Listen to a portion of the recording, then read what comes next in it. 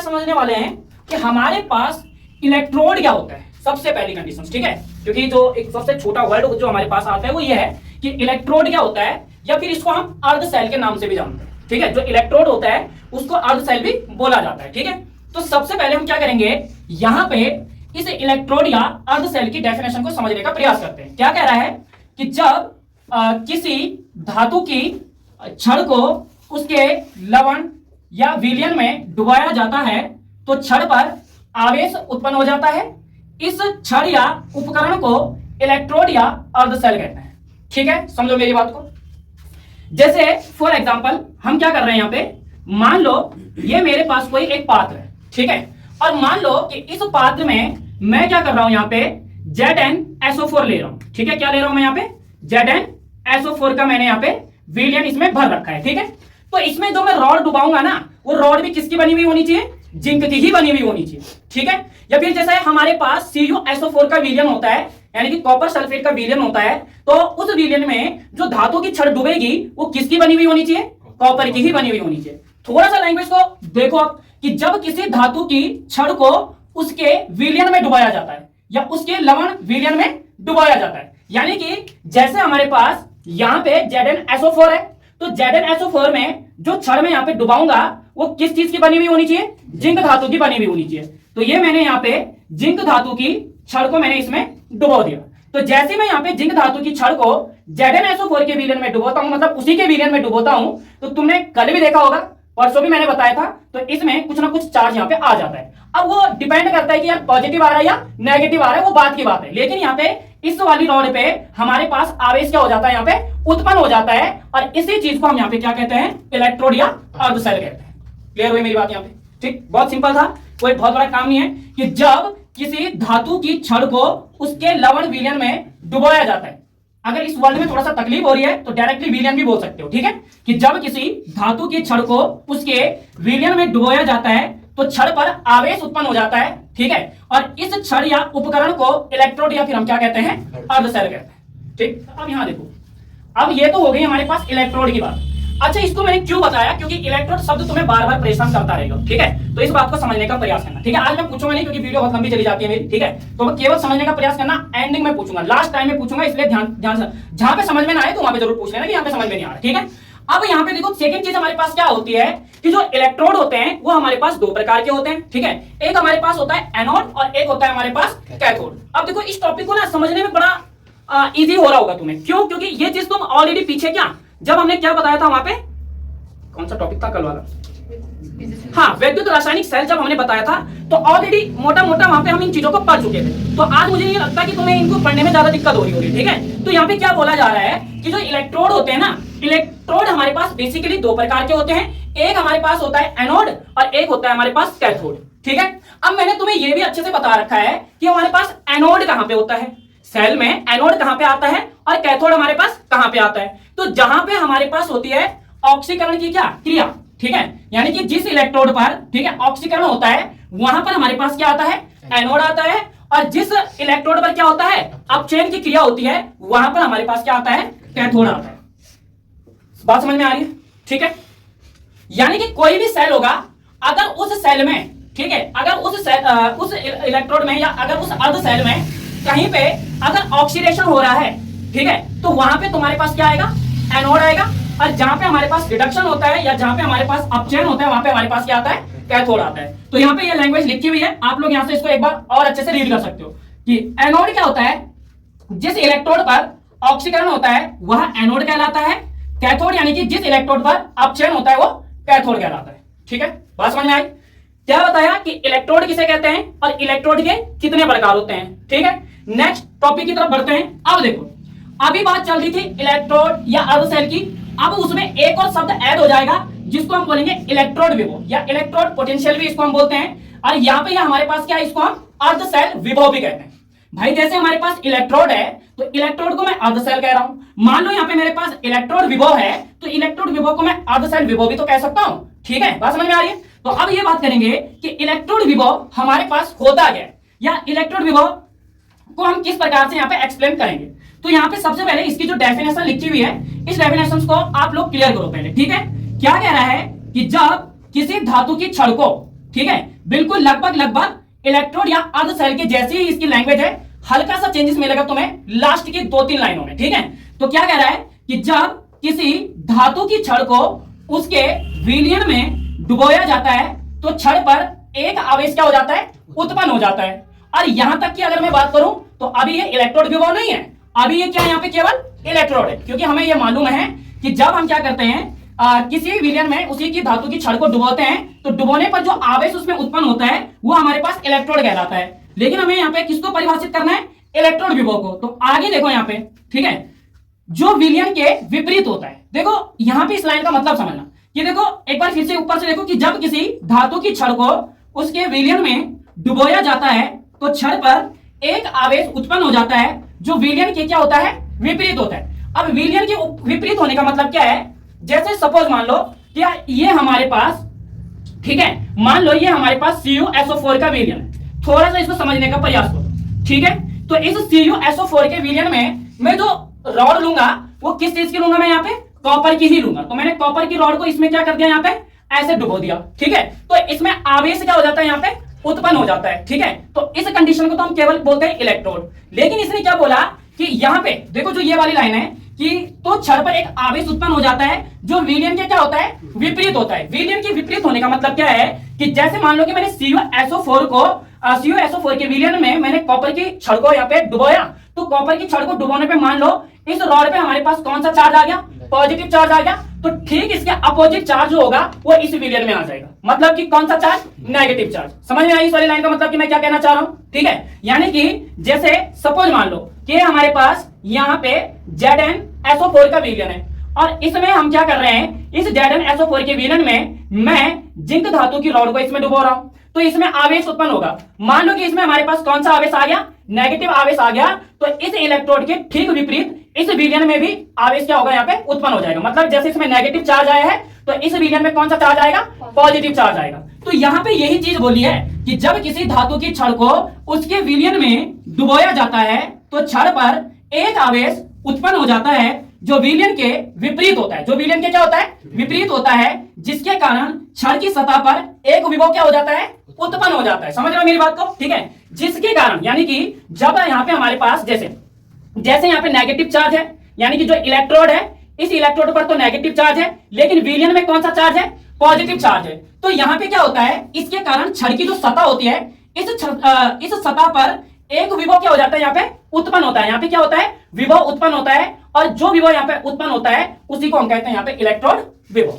समझना यहाँ पे। ठीक है, फिर से एक बार समझा रहा हूं, देखो क्या चीज बोली। जैसे हमारे पास ये एक पात्र है और इस पात्र में हमने ZnSO4 का विलयन ले रखा है।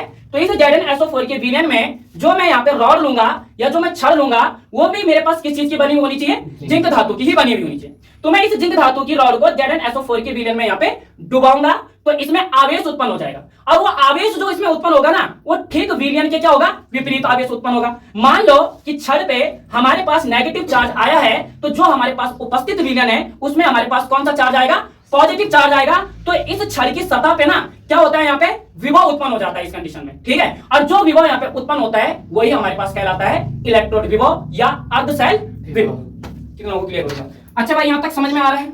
ठीक है, अब अगर मैं यहाँ पे ये बोलूं कि जो हमारे पास अर्ध सेल विभव होता है या जो हमारे पास यहाँ पे इलेक्ट्रोड विभव होता है इसको रिप्रेजेंट किस चीज से करते हैं, तो इसको रिप्रेजेंट करते हैं ई से। किससे रिप्रेजेंट करते हैं इसको, ई से, ध्यान रखना। और एक इसमें ई नॉट भी होता है। ठीक है, अब वो बात की बात है, जब उस टॉपिक पे जाएंगे तो वहां पे बात करेंगे। ठीक है, क्योंकि ये चीज ना आगे जब नर्स क्वेश्चंस लगाओगे तो वहां पे ये सबसे ज्यादा काम आने वाली है, ई और ई नॉट। तो इसमें डिफरेंस पता होना चाहिए कि ई हमारे पास क्या है और ई नॉट हमारे पास यहाँ पे होता क्या है। ठीक है, तो यहाँ पे क्या बोला गया कि इलेक्ट्रोड विभव को ई से क्या किया जाता है, यहाँ पे प्रदर्शित किया जाता है। ठीक है, तो ये बताया गया। अब देखो जिस प्रकार से इलेक्ट्रोड दो प्रकार के होते हैं, सेम हमारे पास जो इलेक्ट्रोड विभव भी होता है वो भी कितने प्रकार का होता है, दो ही प्रकार का होता है। एक होता है हमारे पास ऑक्सीकरण विभव और एक होता है हमारे पास क्या, अपचयन विभव। बताने की आवश्यकता नहीं है क्योंकि ये चीज तुम कल भी पढ़ चुके हो, ये चीज तुम परसों भी पढ़ चुके हो। जैसे कि ऑक्सीकरण विभव, इलेक्ट्रोड के इलेक्ट्रॉन त्यागने की प्रवृत्ति। ठीक है भाई, देखो ऑक्सीकरण कहां पे होता है, जहां पर किसी इलेक्ट्रोड के द्वारा इलेक्ट्रॉन को क्या किया जाता है, त्यागा जाता है, या उसकी इलेक्ट्रॉन की त्यागने की जो प्रवृत्ति होती है या ऑक्सीकृत होने की जो प्रवृत्ति होती है वही हमारे पास ऑक्सीकरण विभव कहलाता है। मतलब अगर क्वेश्चन यह आता है कि ऑक्सीकरण इलेक्ट्रोड विभव कितने प्रकार के होते हैं, तो इलेक्ट्रोड विभव हमारे पास होते हैं दो प्रकार के, एक होता है ऑक्सीकरण विभव और एक होता है हमारे पास क्या, अपचयन विभव। तो ऑक्सीकरण विभव किसे बोलेंगे?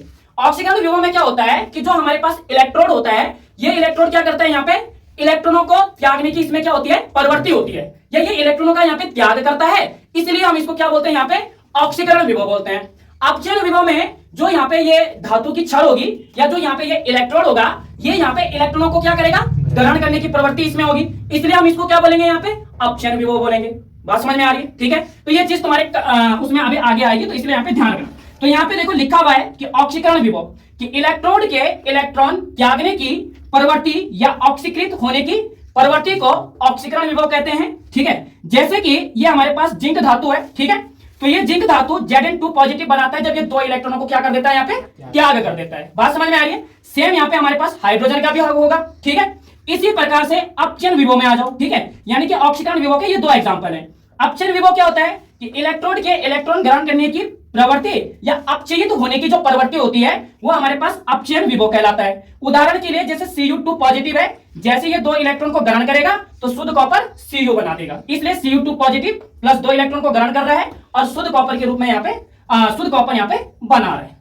अच्छा ये बताओ यहाँ पे अगर किसी को डाउट है तो थोड़ा सा अब इसको हम क्या करते हैं, अब ये इंपॉर्टेंट रखेगा यहाँ पे। ठीक है, मानक इलेक्ट्रोड विभव, देखो भाई डिफरेंस देखो सब में, क्या डिफरेंस हमें नजर आ रहा है, क्या अंतर हमें इसमें नजर आ रहा है। पहले हमने इलेक्ट्रोड विभव अर्ध सेल के बारे में पढ़ा, फिर हमने इलेक्ट्रोड के प्रकारों के बारे में पढ़ा, फिर हमने इलेक्ट्रोड विभव के बारे में पढ़ा और फिर हमने इलेक्ट्रोड विभव के जो प्रकार हैं यानी कि ऑक्सीकरण विभव और अपचयन विभव के बारे में पढ़ा। अब जो हमारे पास टॉपिक है वो है मानक इलेक्ट्रोड विभव, और मानक इलेक्ट्रोड विभव को ई नॉट से क्या करते हैं, रिप्रेजेंट करते हैं। इस बात का ध्यान रखना, यानी कि इलेक्ट्रोड विभव जहां पे हमारे पास अर्ध सेल विभव होगा उसको हम ई से रिप्रेजेंट करेंगे। बेटा जहां पे नर्स इक्वेशंस आएंगी वहां पे इसकी आवश्यकता पड़ेगी, पहले बता रहा हूं। ठीक है, बहुत दिक्कत होगी फिर। ठीक है, तो यहां पे हमारे पास क्या होता है कि मानक इलेक्ट्रोड विभव को हम सबसे पहले ई नॉट से रिप्रेजेंट करते हैं। ठीक है, अब थोड़ा सा इसकी लैंग्वेज को देखते हैं, इसकी लैंग्वेज को समझने का प्रयास करते हैं, बहुत सिंपल है। ठीक है, पहले इसकी डेफिनेशंस को पढ़ो एक बार। देखो, जब किसी धातु की छड़ को एक एटीएम यानी कि एक वायुमंडलीय दाब बोल सकते हो, ठीक है, कि जब किसी धातु की छड़ को एक वायुमंडलीय दाब 25 डिग्री सेल्सियस, अच्छा यहाँ पे 25 डिग्री सेल्सियस की प्लेस में एक और डिजिट यहाँ पे यूज किया जाता है, वो कितना है तो उसका मात्रक भी वहां पे एक्सचेंज हो जाएगा। जैसे यहाँ पे 25 डिग्री सेल्सियस है, अगर वो डिजिट यहाँ पे एक्सचेंज होता है तो उसका मात्रक जो होगा वो भी एक्सचेंज हो जाएगा। कितने लोगों को मालूम है? अरे सीधा करो यार, देखो तो सही कितने लोग। हाँ तू बता। 298 डिग्री केल्विन।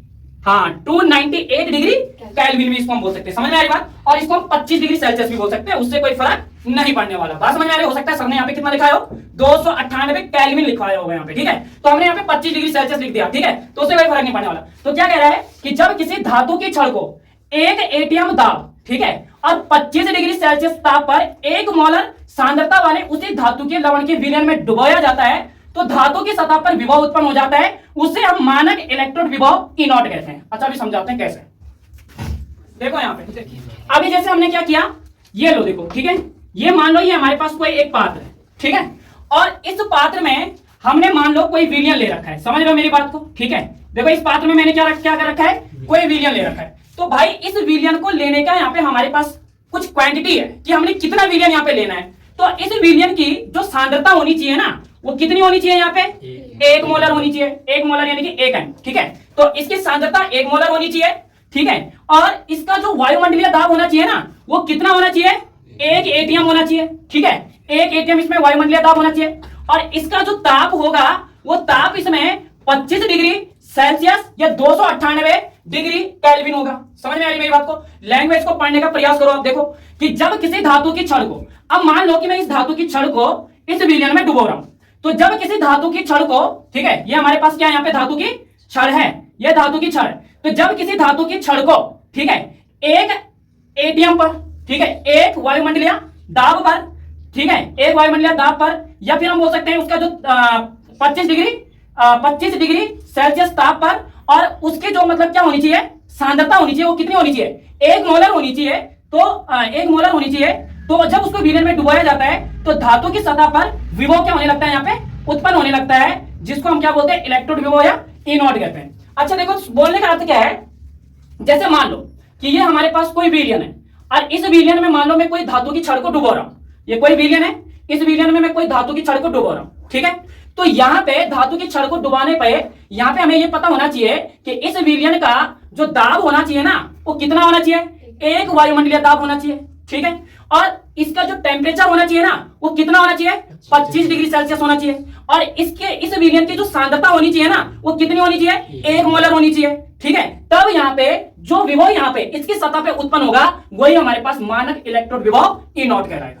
समझ में आई मेरी बात। अब एक बार इस डेफिनेशन को पढ़ो तो इजी अच्छे से समझ में आ जाएगा कि जब किसी धातु की छड़ को 1 एटीएम दाब 25 डिग्री सेल्सियस ताप 1 मोलर सांद्रता वाले उसी धातु के लवण के विलयन में डुबोया जाता है, उसी धातु के लवण के क्या विलयन में डुबोया जाता है, तो धातु की सतह पर विभव उत्पन्न होता है, उसे मानक इलेक्ट्रोड विभव ई नॉट कहते हैं। बात समझ में आ रही है। यानी बोलने का अर्थ है कि ये जो छड़ हम यहाँ पे डुबो रहे हैं ना तो ये उसी के विलयन में डुबोना है।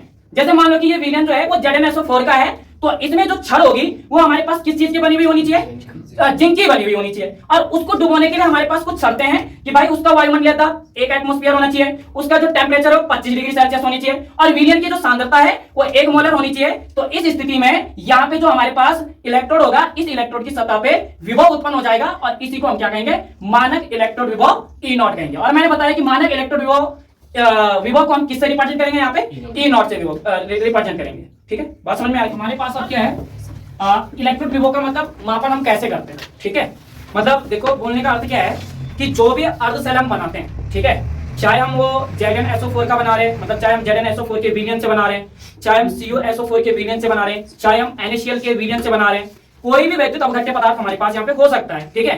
तो कोई भी अर्धशैल अगर हम बनाते हैं तो उसका मेजरमेंट हम कैसे कर सकते हैं, तो उसका मेजरमेंट करने के लिए हमारे पास होता है मानक हाइड्रोजन इलेक्ट्रोड। बात समझ में आ रही है। तो यहाँ पे उसी के बारे में लिखा है कि इलेक्ट्रोड विभव का मापन, ठीक है, यानी कि कोई हमारे पास एक एकल अर्धशैल है, ठीक है, एक एकल अर्धशैल के इलेक्ट्रोड विभव का प्रायोगिक निर्धारण संभव नहीं है, ठीक है। मैंने अभी बताया तुम्हें, जैसे मान लो हमारे पास कोई एक अर्धशैल है, ठीक है, कोई सा भी ले लो यहाँ पे, ठीक है। मान लो जैसे हमारे पास ये अर्धशैल है और इस अर्धशैल में हमारे पास मान लो जिंक की रॉड है और इसमें हमारे पास जो वो है क्या बोलते हैं इसको, विलयन है वो ZnSO4 का है। तो ये हमारे पास एक अर्धशैल है, तो इस अर्धशैल का हम मापन नहीं कर सकते हैं, ठीक है, क्योंकि ये एक अकेला सेल है, ठीक है, और अर्धशैल है। तो इस अर्धशैल का मेजरमेंट करने के लिए हमें क्या करना है, एक मानक हाइड्रोजन इलेक्ट्रोड विभव की हमें सहायता लेनी पड़ेगी। तो क्या कह रहे हैं यहाँ पे कि एक एकल अर्धशैल के इलेक्ट्रोड विभव का प्रायोगिक निर्धारण संभव नहीं है, क्योंकि ऑक्सीकरण अर्ध अभिक्रिया या अपचयन अर्ध अभिक्रिया अकेले नहीं हो सकती, ठीक है। देखो जैसे ZnSO4 का विलयन है ना, या तो इस वाले सेल में या तो हो रहा होगा अपचयन, क्योंकि एक अर्धशैल है हमारे पास, तो या तो इसमें हो रहा होगा अपचयन और या फिर इसमें हो रहा होगा हमारे पास क्या, उपचयन, ठीक है। तो ये क्या कह रहा है कि देखो, क्योंकि एक पूरा सेल बनाने के लिए हमारे पास दोनों चीजों का होना क्या है, अनिवार्य है। चाहे हम यहाँ पे रिडक्शन की बात करें, चाहे हम यहाँ पे क्या ऑक्सीडेशन की बात करें, तो यहाँ पे एक अकेले सेल में ये पॉसिबल नहीं है।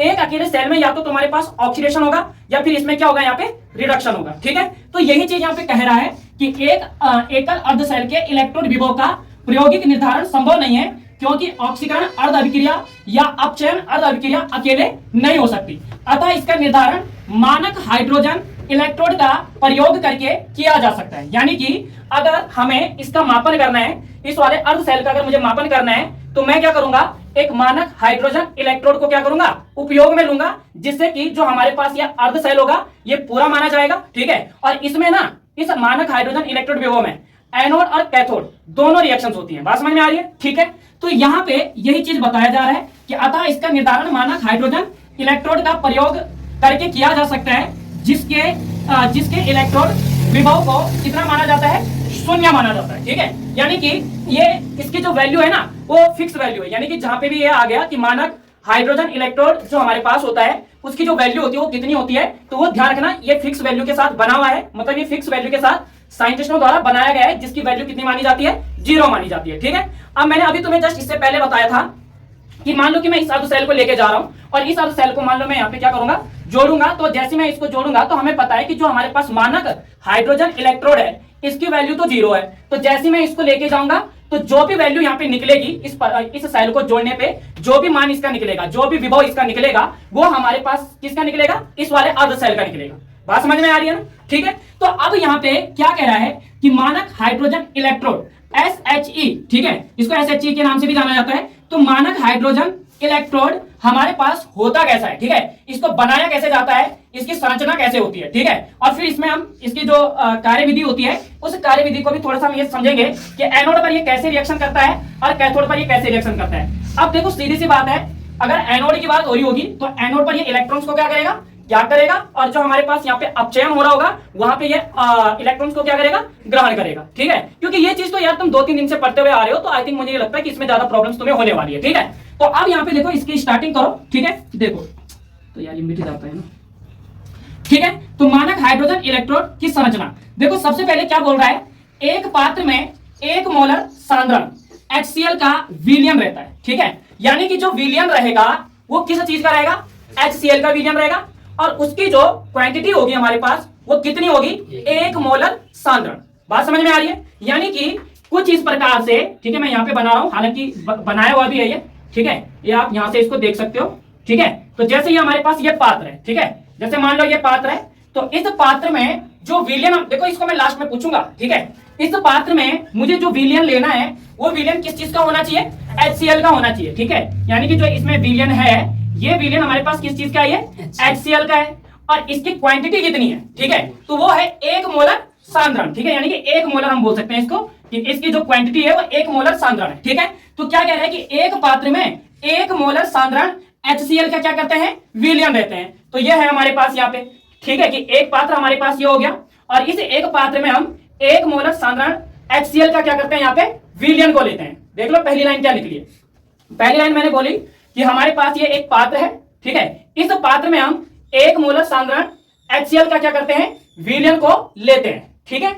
अच्छा आगे देखो क्या कह रहा है, जिसमें एक पतली कांच की नली डूबी रहती है, ठीक है, यानी कि इसमें क्या होती है, एक पतली कांच की नली डूबी रहती है जो कि कुछ इस प्रकार से बनी हुई होती है, ठीक है, देखो ऐसे, ठीक है, तो ऐसे इसको डुबाया जाएगा, ठीक है, तो ये हमारे पास पतली एक क्या यहाँ पे ये कांच की नली है, ये इसकी बात कर रहा है, ठीक है, ये है हमारे पास वो, ठीक है, कि ये हमारे पास पतली कांच की क्या एक नली है। बात समझ में आ रही है, ठीक है, कि देखो एक पात्र में 1 मोलर सांद्रण HCl विलयन लेते हैं या विलयन को रखते हैं, जिसमें एक पतली कांच की नली को हम क्या करते हैं, डुबो देते हैं, ठीक है। तो ये हमारे पास एक पतली क्या यहाँ पे कांच की नली है जिसको हमने HCl के विलयन में क्या कर दिया है, डुबो दिया है। आगे क्या कह रहा है, ठीक है, देखो जिसके अंदर, ठीक है, प्लेटिनम तार से, ठीक है, यानी कि इसके अंदर जो वायर है, ये देखो ये जो लाइन तुम्हें यहाँ पे दिख रही है इसके बीचों बीच, ये वाली इस वाली लाइन की बात कर रहा है, जो ये है, ये हमारे पास एक तार है, ठीक है, ये हमारे पास क्या एक तार है, और ये तार जो बनी होती है ना, ये प्लेटिनम की बनी हुई होती है। बात समझ में आ रही है, ठीक है, या तांबे की भी बोल सकते हो, उससे कोई फर्क नहीं पड़ेगा, ठीक है। तो ये हमारे पास जो वो है, मतलब जो ये वायर है, ये वायर हमारे पास किस चीज की बनी हुई है, प्लेटिनम की बनी हुई है। बात समझ में आ रही है, ठीक है। तो यहाँ पे ये बोला गया है कि जिसके अंदर प्लेटिनम तार से एक प्लेटिनम की पत्ती लगी हुई होती है। देखो ये प्लेटिनम का तार है, और इस प्लेटिनम के तार पे एक प्लेटिनम की क्या लगी हुई है, पत्ती लगी हुई है, जो कि तुम्हें इस प्रकार से नजर आ रही होगी, ऐसे ऐसे, ये देखो ये प्लेटिनम की क्या है, हमारे पास पत्ती है। समझ में आ रही मेरी बात, क्या क्या चीजें बताई गई हैं, कि हमारे पास एक पात्र है, इस पात्र में मैंने, ठीक है, 1 मोलर सांद्रण वाला हमने क्या कर रखा है, यहाँ पे HCl का विलयन मैंने ले रखा है। इस HCl के विलयन में मैंने एक पतली कांच की नली को क्या कर रखा है, डुबो रखा है, ठीक है। फिर हम ये बोलेंगे कि इस कांच की नली के अंदर हमारे पास ये प्लेटिनम की क्या होती है, तार होती है, और इस प्लेटिनम की तार पे हमारे पास एक प्लेटिनम की क्या होती है, पत्ती लगी हुई होती है। समझ में आ रही मेरी बात, ठीक है भाई, है ना। अब आगे देखो क्या कह रहा है, ठीक है, लगी रहती है जो प्लेटिनम ब्लैक से लेपित होती है, ठीक है, यानी कि जो हमारे पास ये प्लेटिनम की जो पत्ती है ये किससे लेपित होती है, प्लेटिनम ब्लैक से, ठीक है। थोड़ा इसको यहाँ पे लिख दो कि जो हमारे पास ये प्लेटिनम की पत्ती है ये किससे लेपित होती है, यहाँ पे, तो ये हमारे पास प्लेटिनम ब्लैक से क्या होती है, ये लेपित होती है, ठीक है। इस बात को ध्यान रखना है यहाँ पे, ठीक है, कि हमारे पास एक पात्र है, इस पात्र में हमने 1 मोलर सांद्रण पर HCl का विलयन ले रखा है। इस HCl के विलयन में मैं एक कांच की नली को क्या कर रहा हूं, यहाँ पे डुबो रहा हूं, ठीक है, और इस कांच की नली के अंदर हमारे पास एक प्लेटिनम की तार है, और इस प्लेटिनम के तार पे हमारे पास प्लेटिनम की क्या एक पत्ती लगी हुई है, और ये प्लेटिनम की जो पत्ती है ये प्लेटिनम ब्लैक से क्या यहाँ पे लेपित है। बात समझ में आ रही है। आगे देखो अब, ठीक है, आगे क्या कह रहा है कि इस कांच की नली के चारों ओर देखो, ये हमारे पास कांच की नली है, ठीक है, ये हमारे पास क्या यहाँ पे कांच की नली है, ठीक है। तो इस कांच की नली के चारों ओर एक कांच की बेलनाकार जैकेट से ये घिरा रहता है, ठीक है। ये देखो, ये तुम्हें दिख रहा होगा। तो ये हमारे पास यहाँ पे कांच का जैकेट टाइप का होता है, ठीक है। तो ये जो हमारे पास कांच की नली जो होती है, ये कांच की नली हमारे पास एक कांच के जैकेट से क्या होता है, चारों तरफ से ये घिरा हुआ होता है या ढका हुआ होता है, ऐसा तुम बोल सकते हो, ठीक है। तो इसको बनाओगे कैसे, जैसे ये है यहाँ पे, ठीक है, ऐसा, ठीक है, ये आ जाएगा ऐसे और ऐसे, ठीक है। मैं यहाँ पे ऐसे बना रहा हूं, बाकी ऊपर बना रखा है ऐसे और ऐसे और ऐसे, ठीक है। देखो बात समझ में आ रही है। और इस वाले को यहां मिला दूं, ठीक है। तो यहाँ पे यही चीज बोला गया है कि इस कांच की नली के चारों ओर एक कांच की बेलनाकार जैकेट से इसको घिरा रहता है। जैकेट के ऊपर एक पास नली होती है, ठीक है, यानी कि ये जैकेट है, ठीक है। ये जो कांच की जैकेट है, इस कांच की जैकेट के ऊपर यानी कि यहाँ पे हमारे पास क्या है, ये पास नली है, ठीक है। और इस पास नली के थ्रू ही हम यहाँ से क्या करेंगे, हाइड्रोजन गैस को डालेंगे। बात समझ में आ रही है, ठीक है। देखो यही चीज बोल रहा है कि जैकेट के ऊपर एक पास नली लगी होती है, जहां से एक एटमॉस्फेयर पर, ठीक है, या एक वायुमंडलीय दाब पर शुद्ध हाइड्रोजन गैस को क्या किया जाता है, प्रवाहित किया जाता है। यानी कि यहां से हम हाइड्रोजन गैस को प्रवाहित करते हैं, और हाइड्रोजन गैस को जो प्रवाहित करने का यहाँ पे वो होता है, वो कितना होता है, 1 एटीएम पर। यानी कि 1 एटीएम पर हम यहाँ से शुद्ध हाइड्रोजन गैस को क्या करते हैं, यहाँ से प्रवाहित किया जाता है, ठीक है। अब देखो, अब जो शुद्ध हाइड्रोजन गैस प्रवाहित की जाती है, यानी कि जो शुद्ध हाइड्रोजन गैस हम यहाँ से क्या कर रहे हैं, प्रवाहित कर रहे हैं। देखो इस प्रकार से ये शुद्ध हाइड्रोजन गैस इसमें जा रही है, ठीक है। तो अब जो शुद्ध हाइड्रोजन गैस इसमें प्रवाहित की जाती है, तब प्लेटिनम ब्लैक की पत्ती हाइड्रोजन गैस को अवशोषित कर लेती है, ठीक है। यानी कि देखो, थोड़ा सा मेरी बात को समझो। जैसे मैंने क्या किया, इस पास नली के थ्रू मैं यहाँ से एक एटमॉस्फेयर पे हाइड्रोजन गैस को क्या करता हूँ, यहाँ से प्रवाहित करता हूँ। तो हाइड्रोजन गैस को मैं जैसे प्रवाहित करता हूँ, तो हाइड्रोजन गैस देखो ऐसे जाएगी, और देखो ये विलयन में भी आएगी, है ना। तो कुछ ये विलयन में आएगी, तो कुछ इसको कौन अवशोषित कर लेगा, यहाँ पे जो हमारे पास ये प्लेटिनम की क्या है, यहाँ पे पत्ती बनी हुई है। तो कुछ गैस हमारे पास यहाँ पे ये प्लेटिनम की पत्ती यहाँ पे अवशोषित कर लेगी, और जो शेष बची हुई जो गैस होगी, ठीक है, कुछ गैस बच जाएगी, जितना ये अवशोषित कर सकता है उतना अवशोषित करेगा, और जो शेष बची हुई जो गैस होगी वो इस प्रकार से यहाँ से क्या हो जाएगी, बाहर आ जाएगी। बात समझ में आ रही है। यही चीज यहाँ पे बोला गया है कि अब जो शुद्ध हाइड्रोजन गैस यहाँ से प्रवाहित की जाती है, तब प्लेटिनम ब्लैक की पत्ती हाइड्रोजन गैस को अवशोषित कर लेती है, अर्थात कुछ मात्रा में ये सतह पर क्या हो जाती है, यहाँ पे चिपक जाती है। यानी कि जो ये प्लेटिनम पत्ती बनी हुई है, इसकी सतह पर ये चिपक जाती है, और शेष हाइड्रोजन गैस बुलबुले के रूप में क्या हो जाती है, बाहर निकल जाती है। यानी कि जो शेष हमारे पास यहाँ पे हाइड्रोजन गैस जो बचेगी, वो बुलबुले के रूप में क्या हो जाएगी, इससे बाहर निकल जाएगी। बात समझ में आ रही है, ठीक है। और यही हमारे पास इसकी संरचना है, ठीक है। एक बार इसको मैं फिर से रिपीट कर रहा हूँ, क्या क्या चीजें बोली गई हैं, और उसके बाद आप लोग स्वयं से इसको रिपीट करोगे, ठीक है। तो सबसे पहले हमने क्या बोला कि हमारे पास सपोज करो ये एक पात्र है, और इस पात्र में मैंने 1 मोलर सांद्रण वाला एक HCl विलयन मैंने इसके अंदर क्या कर रखा है, भर रखा है। फिर हमने इसके अंदर क्या किया कि यहाँ पे हमने एक कांच की नली को इस HCl के विलयन में डुबो दिया, ठीक है। और इस कांच की नली के अंदर, इस कांच की नली के अंदर, ठीक है, ये हमारे पास यहाँ पे आप इसको देख सकते हो, इस कांच की नली के अंदर हमने एक प्लेटिनम का तार लिया, और उस प्लेटिनम के तार पे हमने एक प्लेटिनम की पत्ती को क्या कर दिया, यहाँ पे लगा दिया, और जो ये प्लेटिनम की पत्ती जो है, ये प्लेटिनम ब्लैक से क्या यहाँ पे लेपित है। बात समझ में आ रही है। फिर हम ये बोलेंगे कि तब हमने इस पूरी कांच की नली को एक कांच के बने जैकेट से इसको चारों तरफ से क्या कर दिया, यहाँ पे ढक दिया, या ऐसा बोल सकते हो, या घिरा दिया, ठीक है। अब यहां से बोलोगे कि जो हमारे पास ये कांच की जैकेट है, इसके ऊपर यहाँ पे एक पास नली होती है, और इस पास नली में मैं क्या करता हूं, एक एटमॉस्फेयर पर शुद्ध हाइड्रोजन गैस को यहां से क्या करता हूं, प्रवाहित करता हूं। जैसे ही हाइड्रोजन गैस को मैं इसमें प्रवाहित करता हूं, तो जो हाइड्रोजन गैस होती है वो प्लेटिनम, कुछ हाइड्रोजन गैस यहाँ पे प्लेटिनम की पत्ती पर क्या हो जाती है, अवशोषित हो जाती है, और शेष बची हुई जो हाइड्रोजन गैस होती है वो बुलबुले के रूप में क्या होती है, बाहर निकल जाती है, ठीक है। और यही हमारे पास यहाँ पे क्या होता है, मानक हाइड्रोजन इलेक्ट्रोड होता है। बात समझ में आ रही है। अब सिंपली अगर मैं ये बोलूं कि यार एनोड पर होने वाली रिएक्शन बताओ मुझे, ठीक है, तो एनोड पे होने वाली जो रिएक्शन होगी इसमें, उसमें ये क्या करेगा, 2 हाइड्रोजनों को क्या, सॉरी, 2 हाइड्रोजन को क्या करेगा, ये मुक्त कर देगा। और अगर इलेक्ट्रोड की उसकी बात करेंगे कैथोड पे, तो ये 2 हाइड्रोजन को क्या करेगा, वहां पे ग्रहण कर लेगा। वही चीज मैंने वहां पे बता रखी है, एंड मैं यहाँ पे भी इसको एक बार बता दूंगा। लेकिन आप लोगों को यह जरूर मालूम होना चाहिए कि एनोड पे किस प्रकार की रिएक्शन हो रही है और कैथोड पे किस प्रकार की रिएक्शन हो रही है। अब एनोड में हमारे पास ऑक्सीकरण हो रहा है, और कैथोड पे हमारे पास क्या होगा, रिडक्शन होगा। बात समझ में आ रही है, ठीक है। तो यही हमारे पास क्या होता है कि जो हमारे पास ये इलेक्ट्रोड कहां गए, ठीक है, जो हमारे पास ये मानक हाइड्रोजन इलेक्ट्रोड होता है, ठीक है, ये इसकी पूरी संरचना होती है, ठीक है। अब साथ में जैसे जैसे यहाँ पे बनाया है, इसको रिपीट करो फटाफट। एक पात्र में एक पात्र में एक मोलर सांद्रण HCl का विलयन रहता है। हाँ इसमें एक कांच की नली डूबी रहती है। हाँ कांच की नली के अंदर प्लेटिनम की तार से एक प्लेटिनम पत्ती जुड़ी रहती है, और जो कि प्लेटिनम ब्लैक से लेपित रहती है। हाँ और इसके चारों ओर एक कांच का जैकेट लगाया जाता है। हाँ फिर इसके ऊपरी सिरे में एक पास नली होती है, जहाँ से एक एटमॉस्फेयर दाब पर शुद्ध हाइड्रोजन गैस प्रवाहित की जाती है। हाँ हाइड्रोजन गैस प्रवाहित करने पर मतलब ये प्लेटिनम की पत्ती होती है, ये कुछ गैस को अवशोषित कर लेती है। और कुछ बुलबुले के रूप में बाहर है। ठीक है बस।